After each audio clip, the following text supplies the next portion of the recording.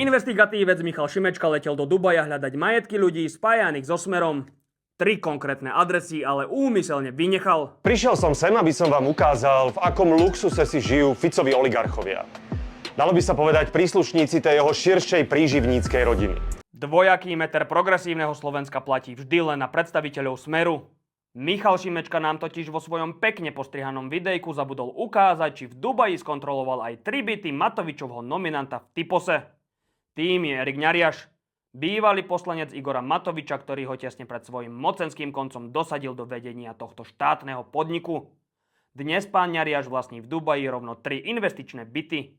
Sám verejne priznáva, že to bola jeho najhoršia investícia.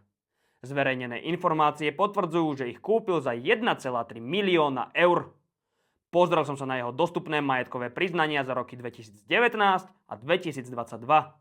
Priznáva v nich len príjem z verejných funkcií vo výške 39 240 eur. Ako hovorí klasik, To mi nevychádza.